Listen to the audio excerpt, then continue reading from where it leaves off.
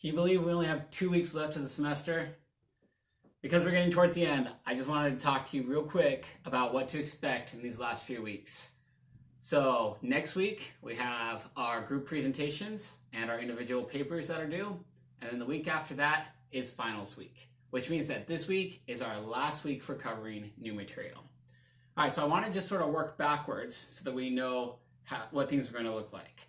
First of all, final exam preparations. You should probably start thinking about that now in terms of making sure that you're available, make sure that you have a computer with good internet and a video camera, and let me know if you have any issues as soon as possible.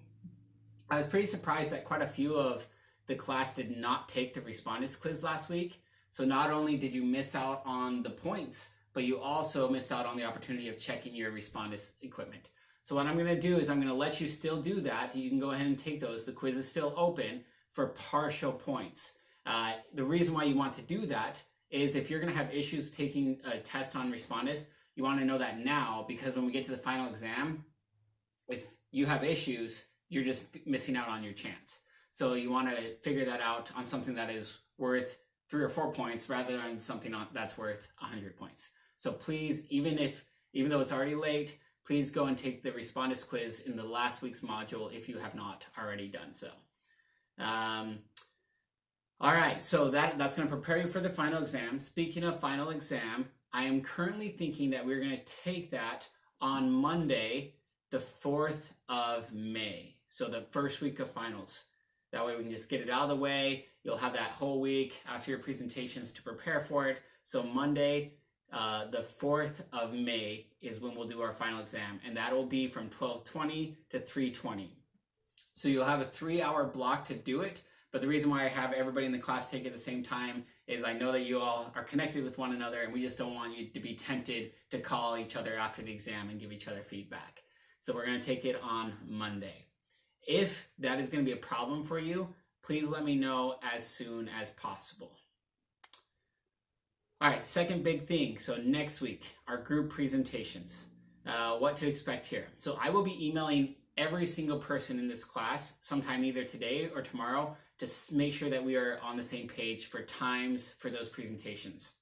Again, for groups 2 and 3, I'm planning on having you do those presentations next Monday on the 27th. And then for group 1, I'm thinking I'll have you do that on Wednesday of next week. So that'll be the 29th. But again, I'll send emails to each group. I'll just send an email to everybody in a single group, and we'll try to get those dates narrowed down. Your papers, your individual papers that are also due, remember these need to be at least 5 pages. Important thing here for this class, this is a writing class, meaning if you haven't turned in at least 15 pages worth of stuff for me to grade, I cannot let you pass. Right? So if you turned in your individual research paper that was only 9 pages, and then you turn in a 5-page paper here, that's not 15 pages.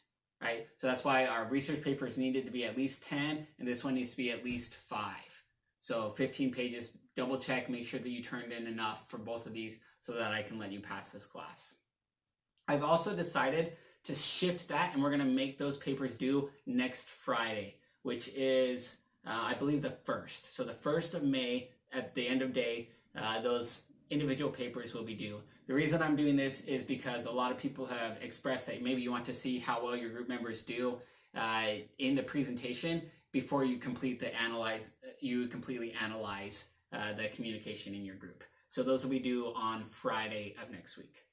Along with that, next week I will post a separate quiz where you will go in. It's not a real quiz, it's just an opportunity for you to report on how well your group members did. So you will list, here is group member number 1, and here's the grade I think that they should get.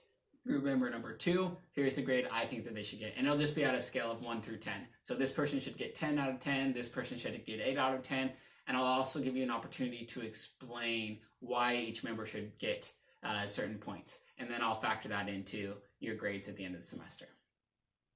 So that's what to expect moving forward. This week's module should be up shortly. It is just has 2 PowerPoints, one on conformity and one on groupthink. Really fun information. There's some funny videos in there, but also just important to understand what groupthink is, right? And then how we can avoid groupthink. What can we do structurally to make it so that we're less likely as a group to fall into the trap of groupthink. That's everything I have for this week. Please let me know if you have any issues. I'll see you next week.